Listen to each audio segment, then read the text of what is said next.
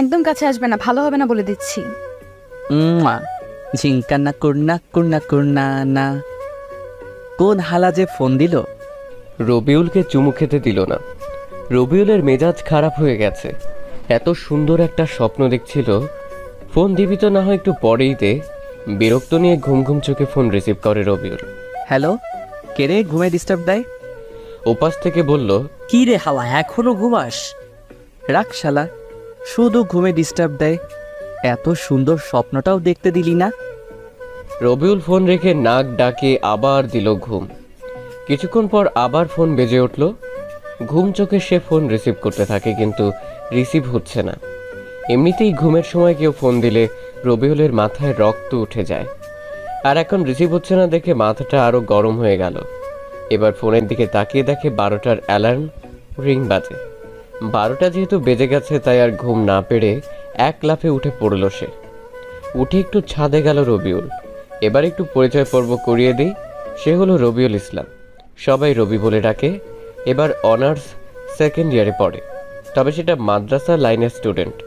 ছাত্র হিসেবে ভালোই ও। ক্লাসে ঠিকমতো পড়াশোনা না করে গেলেও পরীক্ষায় বেশ ভালো রেজাল্ট করে। ওদের ফ্যামিলি মধ্যবিত্ত। বাবার ছোট্ট একটা বিজনেস আছে। ওর আব্বা আর রবির ভাইয়া সামলায়। ভাইয়ার বিয়ে হয়ে গেছে। ভাবি রবিকে খুব ভালোবাসে, নিজের ছোট ভাইয়ের মতো। রবিও নিজের বড় বোনের মতো ভাবিকে ভালোবাসে। আর যে তখন ফোন দিয়েছিল সে রবির শত্রু, থুকু বন্ধু রকিব। স্কুল লাইফ থেকে একসাথে পড়াশোনা করে এই ভার্সিটি পর্যন্ত আসছে। যদিও ওরা মোট 4 বন্ধু, রবিউল, রকিব, সোহেল আর তরিকুল। 2টা মেয়ে ফ্রেন্ডও আছে, তবে রবিউলের রকিব বেশ কাছের বন্ধু, যাকে বলে জানে জিগার দোস্ত। সকালে গোসল শেষ করে নামাজ পড়ে বাসায় আসলো রবিউল। এসে রেডি হয়ে বাইক নিয়ে বের হয়ে গেল। আজকে রবিউল তার মায়ের কথা মতো তার নিজের মায়ের বান্ধবীর বাসায় যাবে। মায়ের বান্ধবীর বাসা চিনে না রবিউল, তাই নিজের ভাইয়াকে ফোন দিল রবি। 3বার রিং হতে রিসিভ করলো। বল। তুমি তোমার ফোনের লোকেশন অন করো। আমি তো চিনি না সে ছোটবেলায় কখন এসেছিলাম। ওকে। তারপর রবিউলের ভাইয়া রকি রবিউলকে একটা লোকেশন পাঠায়। রবি লোকেশন অনুসরণ করে বাইক চালাতে থাকে। প্রায় 20 মিনিট পর চলে আসে মায়ের বান্ধবীর বাড়িতে। রবি এসে বেশ খানিকটা অবাক হলো, কারণ আজকে এখানে আসার পিছনে কারণ হলো এই বাড়িতে বিয়ে। কিন্তু রবির অবাক হওয়ার কারণ এটা বিয়ে বাড়ি না মরা বাড়ি এটা নিয়ে। কারণ বিয়ে বাড়িতে কোনো শব্দ নেই। আস্তে আস্তে ভিতরে গেল সে। সবার চেহারায় কেমন একটা কষ্টের ছাপ পড়ে আছে। সবার মন খারাপ হয়ে আছে। রবি বুঝতে পারছে না কি হয়েছে। বিয়েবাড়ির এক কোণায় রবিউলের ভাইয়া ভাবি মা আব্বা বসে আছে। তাই রবি তাদের কাছে গেল। রবিউল গিয়ে বলল, কি ব্যাপার? এটা বিয়ে বাড়ি না মরা বাড়ি? সবার মুখ এমন কেন হয়েছে? রবির মা কিছু না বলেই বাসার ভিতরে চলে গেল। রবি কিছুই বুঝতে পারছে না। রকিকে প্রশ্ন করে, ভাইয়া কি হয়েছে?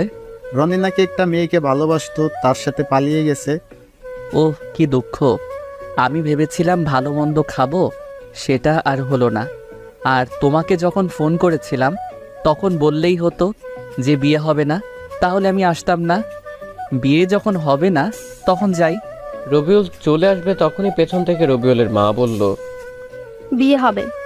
রবিউল পিছনে ঘুরে দেখে তার মা কথাটা বলেছে। রবিউল আগ্রহ নিয়ে বলল, তো ভালো তো।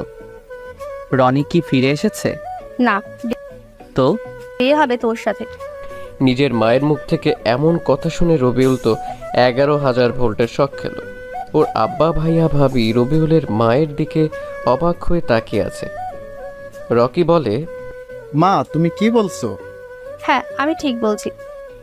মা, আমি এই বিয়ে করব না। তোকে করতে হবে, না হলে আমার বান্ধবীর পরিবারের সম্মান কোথায় যাবে ভাবছিস? আর মেয়েটাকে সবাই নানান কথা বলবে, সে মাদ্রাসার ম্যাডাম। তাই বলে তুমি আমাকেই বলির পাঠা বানাবে? মা, আমি এই বিয়ে করব না। ভাইয়া ভাবি আব্বা, তোমরা কিছু বলো। আমার কি এখনো বিয়ের বয়স হয়েছে? না, তোর নাক টিপলে দুধ বের হয়। আব্বা তুমিও? ভাইয়া ভাবি তোমরা কিছু বলো। বিয়ে করে নে, তাহলে আমি একটা গল্প করার সাথী পাবো। মা বলছে যখন করে নে। তোমরা সবাই হিটলার, আমার মতো পিচ্চি পোলার লগে এটা করতে পারলা? এই নে এগুলো পরে আয়। মা, চুপ কর, এগুলো পরে আয় বলছি। রবিউল আর কোনো উপায় খুঁজে পায় না। সে কাপড় চোপড় পরে আসলো। রবিউলের বাধ্য হয়ে বিয়েটা করতে হলো।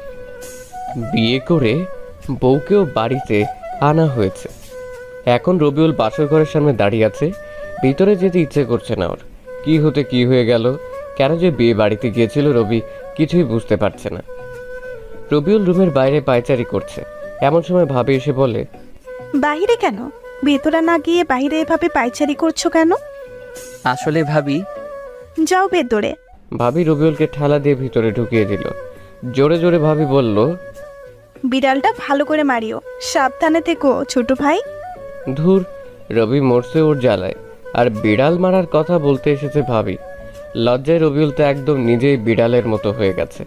রবিউল আস্তে আস্তে ভিতরে যাচ্ছে। রবিউলের ভিতর তো শুকিয়ে কাঠ হয়ে যাচ্ছে।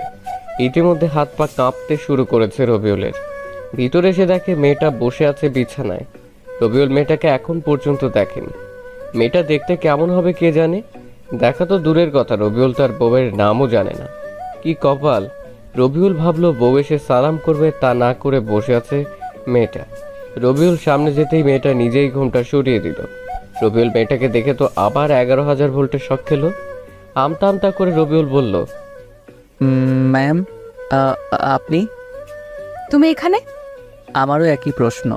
শোনো, আমি তোমাকে স্বামী হিসেবে মানতে পারবো না। কেন? তোমার প্রশ্নের উত্তর দিতে বাধ্য না। স্বামীর অধিকার ফলাতে আসবে না, আমাকে ডিভোর্স দিয়ে দিবা। তার না মানে ম্যামের প্রতিটা কথা রবিউলের বুকে তীরের মতো এসে লাগলো। ভাবেনি সে নতুন বউয়ের মুখে এমন কথা শুনতে হবে তার। খুব কষ্ট হচ্ছে রবির। চোখ তার লোনা পানি ঝরাতে চাচ্ছে। অনেক কষ্ট করে নিজেকে আটকে রাখে রবিউল। মুখের কোণে একটা ছোট্ট হাসি দিয়ে রবিউল বলল, হা হা হা তুমি এভাবে হাসো কেন? হা হা হা আমি তো অধিকার ঠিক আদায় করে নিব। কথাটা বলেই রবিউল এগিয়ে যেতে লাগলো তন্না ম্যামের দিকে। তন্না ভয় পেয়ে বলল, আমি কিন্তু চিৎকার করব। আজ আপনার চিৎকার শুনে কেউ আসবে না।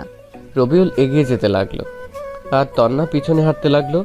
একসময় তন্না বিছানায় পড়ে যায়। রবিউল তন্নার উপর ঝুঁকে পড়ে। একদম কাছে ওর গরম নিঃশ্বাস রবির মুখে এসে লাগে। তন্না ম্যাম চোখ বন্ধ করে নিয়েছে। রবিউল তন্নার মুখের দিকে চেয়ে আছে। কত সুন্দরটাই না লাগছে তন্নাকে। রবিউলের মন চাচ্ছে সারা জীবন এভাবে দেখতে তন্নাকে। তন্নাকে সে যত দেখে তত প্রেমে পড়ে যায়।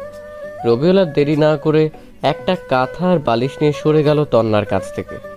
এতক্ষণ হয়ে গেল রবিউল কিছু করছে না দেখে তন্না ম্যাম চোখ খুলে দেখে রবিউল নেই। তাই শোয়া থেকে উঠে বসে তন্না। দেখে যে রবিউল মেঝেতে বিছানা করে শুয়ে আছে। তন্না ম্যাম রবিউলের দিকে কিছুক্ষণ তাকিয়ে থেকে নিজেই শুয়ে পড়ল। তন্না মনে মনে বলল, আমি কি এটা ঠিক করছি ওর সাথে? রবিউল অন্য পাশে শুয়ে শুয়ে চোখের পানি ঝরাচ্ছে। খুব কষ্ট হচ্ছে ওর। কেন ওর সাথে এমন হলো? চলুন একটা ফ্ল্যাশব্যাকে যাওয়া যাক। কিরে, এই কয়েকদিন বাস সিটি আসিস নিচে? একটু মামার বাড়ি গেছিলাম। মামার বাড়ির রসের হাঁড়ি খেতে? তোরা সবাই কেমন আছিস? আমরা ভালো, তুই? আলহামদুলিল্লাহ ভালোই। জানিস, আজ সকালে না একটা খুব সুন্দর স্বপ্ন দেখেছি। সবাই একসাথে বলল, কি? একটা মেয়েকে স্বপ্নে দেখেছি, যেন একটা পরী সে।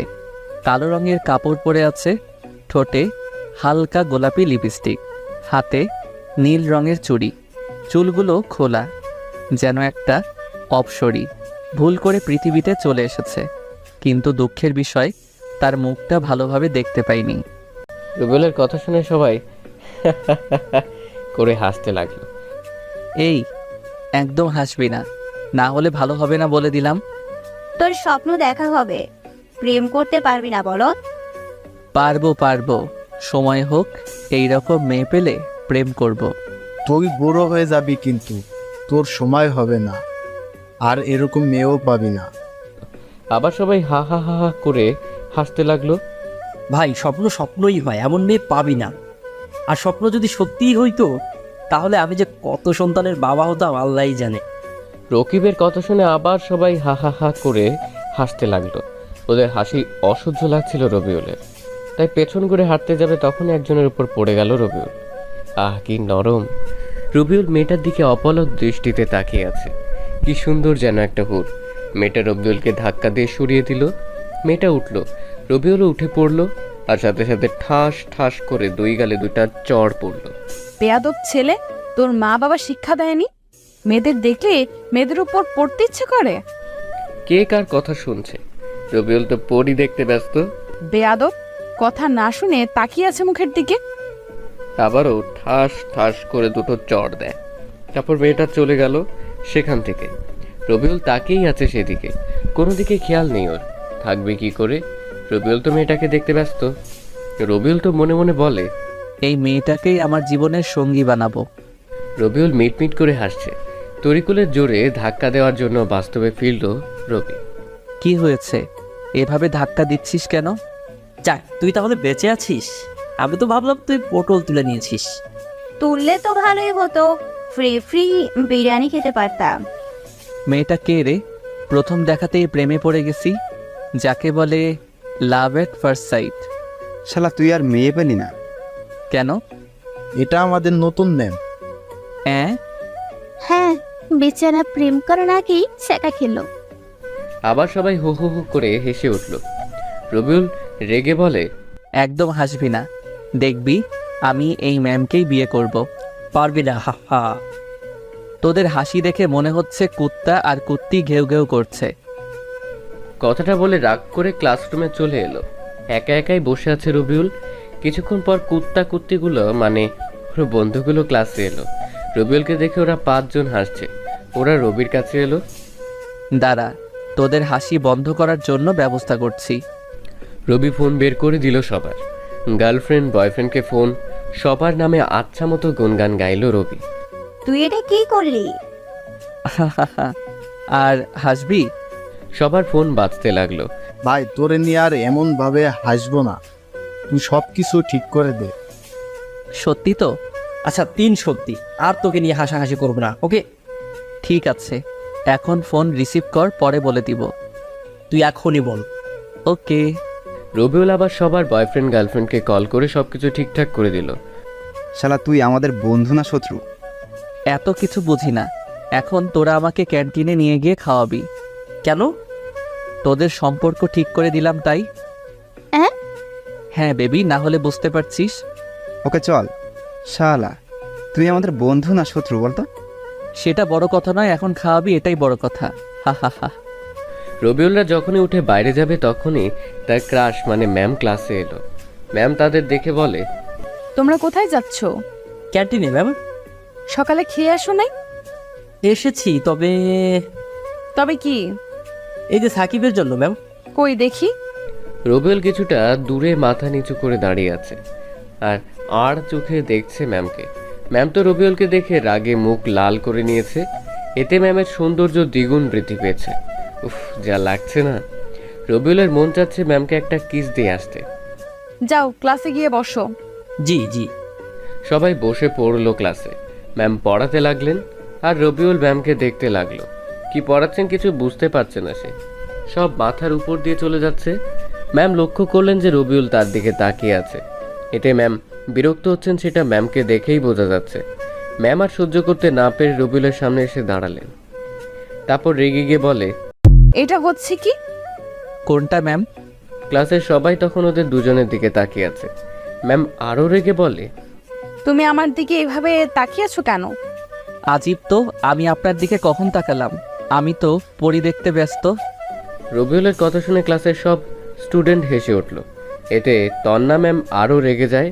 তিনি চিৎকার করে বলে, স্টপ। ম্যামের এমন চিৎকার শুনে পুরো ক্লাস স্তব্ধ হয়ে গেছে। কেউ কোনো কথা বলছে না। ম্যাম ঠাস করে রবিউলের গালে চড় দিয়ে বলল, এটা ক্লাস, আনন্দ বা মজা করার জায়গা না। এরপর থেকে এমন করলে খবর আছে। ম্যাম কথাটা বলে চলে গেল ক্লাস থেকে। আর রবিউল গালে হাত দিয়ে দাঁড়িয়ে রইল। গালে টনটন ব্যথা অনুভব করে সে। রবিউলের গালে এবারে থাপ্পড়টা জোরেই লেগেছে। রবিউল আর ক্লাস করলো না। সে সোজা বাসায় চলে এলো। ক্লাস বাদ দিয়ে রবিউলের হঠাৎ বাসায় আসতে দেখে তার মা আর ভাবি বলল, চলে এলি যে? ভালো লাগছিল না তাই চলে এসেছি। যা তাহলে রুমে গিয়ে শুয়ে পড়। গেলাম। রবিউল দ্রুত সামনে থেকে চলে আসে। সে ভয় পাচ্ছিল তার গালে আঙুলের ছাপ দেখতে পাবে কিনা তার মা। দ্রুত রুমে চলে এলো রবিউল। একটু পর ভাবি আসলো ওর রুমে। তোমার গালে থাপ্পড়ের দাগ মনে হচ্ছে। কে মারলো আমার আদরের দেবরটাকে এত জোরে? তো কই? ও এটা মশা মারতে গিয়ে এমন হয়েছে। মিথ্যা বলো কেন? সত্যি বলো, না হলে আম্মুকে গিয়ে বলবো। বলছি আমাদের নতুন ম্যামকে অনেক রাগিয়ে দিয়েছিলাম বলে ম্যাম থাপ্পড় দিয়েছে। তোমার ম্যাম দেখতে কেমন? অনেক সুন্দরী। কেন? না, এমনিতেই জিজ্ঞাসা করলাম। ওকে, ওখানে মলম দিয়ে দাও, ব্যথা থাকলে কমে যাবে। হুম। রবিউলের ভাবি রুম থেকে চলে যায়। রবিউলের আর কিছু না ভেবে তারপর দিল এক ঘুম। এক ঘুমে দুপুর হয়ে গেছে। উঠে গোসল করে নামাজ পড়ে এসে খাওয়া দাওয়া করে আবার দিল ঘুম। বিকেলে বন্ধুদের সাথে আড্ডা দিতে চলে যায় রবিউল।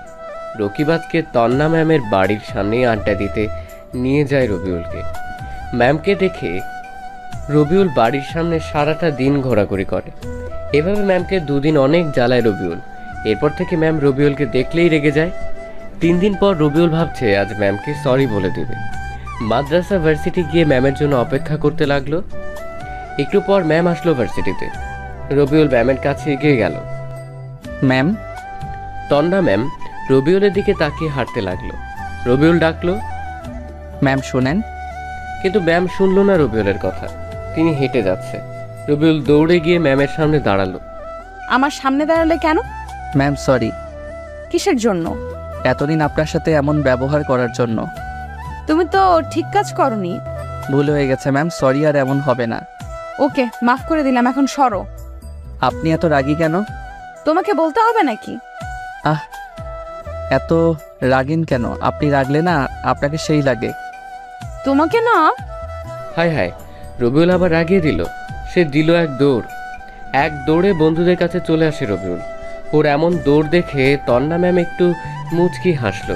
বন্ধুরা দেখে বলে, কিরে কুত্তা, তুই এভাবে দৌড়ে আসলি কেন? এমনিতেই। মিথ্যা বলিস কেন? আমরা মনে হয় দেখলাম না। দেখলি তো, বলছিস কেন? আমাদের ভুল হয়ে গেছে ভাই, তুই আমাদের পা ধর, ক্ষমা করে দিচ্ছি। রকিবের কথা শুনে সবাই আবার হাসতে লাগলো। রবি রেগে যায়। আবার হাসছিস? দিব না কি কল আজকে? সবাই একসাথে বলল, না না। এইভাবে সব সময় থাকবি। ওরা সবাই আরো কিছুক্ষণ আড্ডা দিয়ে ক্লাসে চলে এলো। ক্লাসে তন্না ম্যাম আসলো। রবিউল পড়াতে মনোযোগ না দিয়ে ম্যামকে দেখতে থাকে। ম্যাম রবিউলের দিকে রাগীভাবে তাকাচ্ছে। এভাবে বেশ কয়েকদিন চলে গেল। ম্যামের সাথে বেশ ভালো একটা সম্পর্ক তৈরি হয়েছে রবিউলের।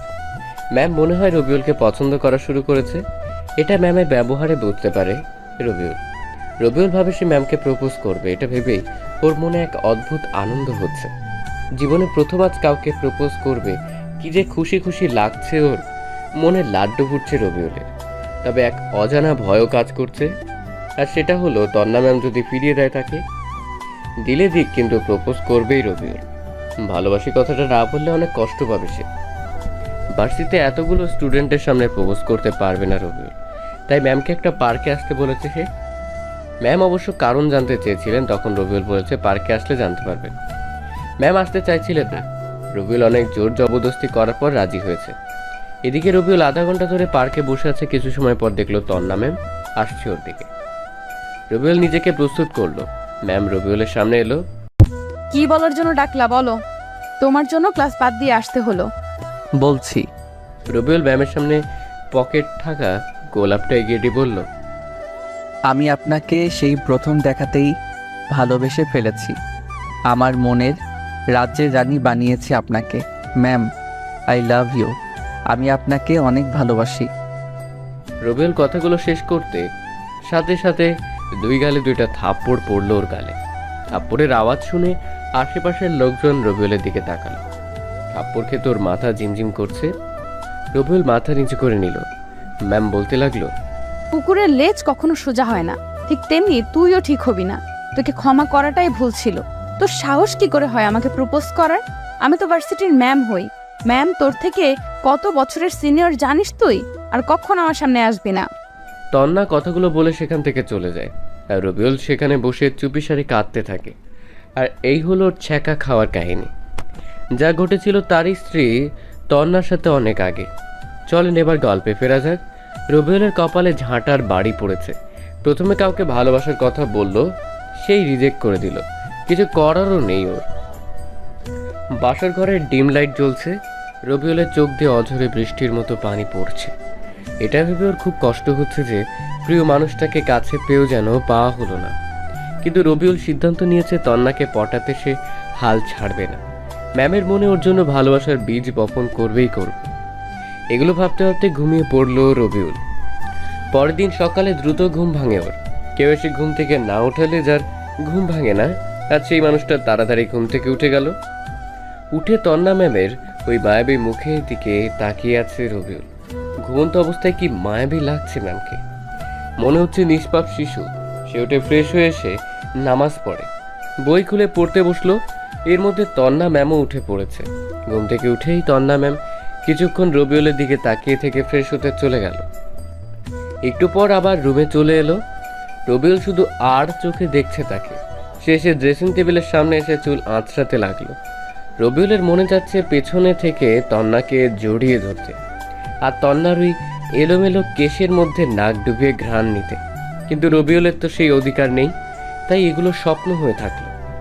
জানে না সেসব পূরণ হবে কিনা। এর মধ্যে রবিউলের ভাবি দরজায় টোকা দিয়ে বলল, তোমরা খেতে এসো। ভাবি আসছি, তুমি যাও, আমরা আসছি। ভাবি চলে গেল। রবিউল তন্নাকে বলল, ম্যাম আপনি কি যাবেন? কিন্তু তুমি আমাকে ম্যাম বলছো কেন? ম্যামকে ম্যাম বলবো না তো কি বলবো? আমি তোমার ভার্সিটিতে ম্যাম, এখানে তো না। এখন তো নাম ধরে ডাকো। তাছাড়া বাসার সবাই কি ভাবে বলো তো? আচ্ছা বুঝছি, আমি জানি কোথায় কি বলতে হবে। এখন চলেন।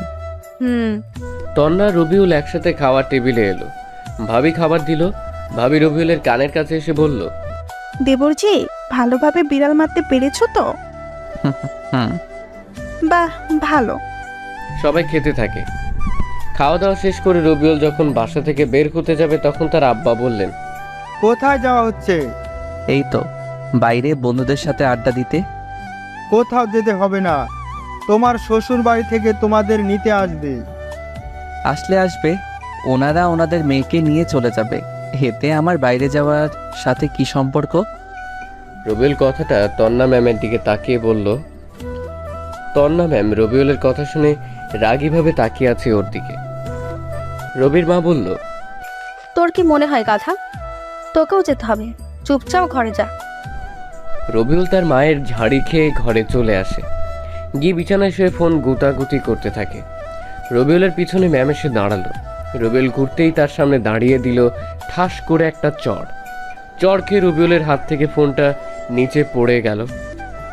রবিউলের রাগ মাথায় উঠে যায়, তবুও নিজেকে কন্ট্রোল করে বলল, মারলেন কেন? তুই আব্বু আম্মুর সাথে এইভাবে কথা বলছিস কেন? বললে আপনার কি? আবার আমার মুখের উপর কথা? এটা বলে রবিউলের গালে দিল ঠাস করে একটা চড়। এবার ওর চোখ দিয়ে পানি বের হয়ে যায়। তন্নার সেখানে না থেকে নিচের ঘরে চলে গেল। রবিউল ফোন উঠিয়ে অন করে, কিন্তু হাত থেকে পড়াতে ফোনের ডিসপ্লে ফেটে গেছে। তবে কাজ চালানো যাবে। রবিউল তবুও কিছু বলল না, চুপচাপ সহ্য করে নিল। মনে মনে বলল, আমারও একদিন সময় আসবে, সেদিন দেখাবো আমি কি জিনিস। বিকেলে তন্নার সাথে ওদের বাসায় আসলো রবিউল। তন্নার রুমে বসে আছে সে। তখন কিছু মেয়ে এলো। মেয়েগুলো রবিকে বলল,